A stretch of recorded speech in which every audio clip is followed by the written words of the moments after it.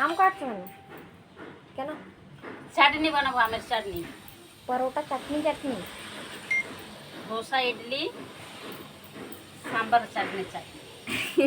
আমাদের ম্যাক্স তো বলে ওইটা ধোসা শুয়ে আছে, লাল ধোসা। গোল্ডেন ধোসা।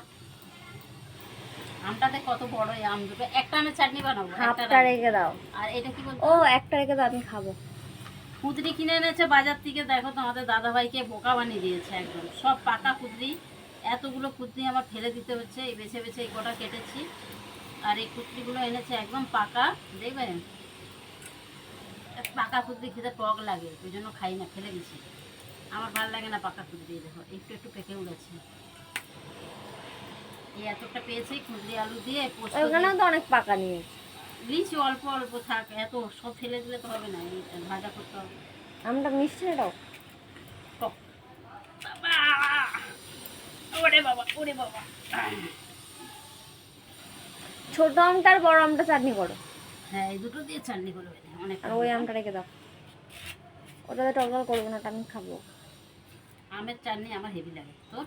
আমার কাঁচা আম খুব ভালো লাগে, টক টক। আমের চাটনি বলতে ওই সর্ষে দিয়ে আর অল্প একটু হলুদ দিয়ে সাদা সাদা যে পাতলা আর ঝোলটা, টমেটো চাটনি আর পাঁপড়। পাতলা যে ঝোলটা হয়, এই ডুমো ডুমো করে কেটে। কে এসছে আজকে আমাদের ঘরে? হ্যাঁ, কে এসছে আজকে আমাদের ঘরে? আজকে আমাদের বাড়ি অতিথি এসেছে আজকে। নতুন অতিথি, ইউনিক অতিথি।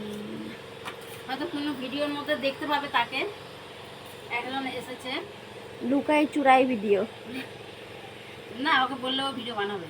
সবাইকে রোস্ট করে দিতে পারে, এমন রোস্ট করবে।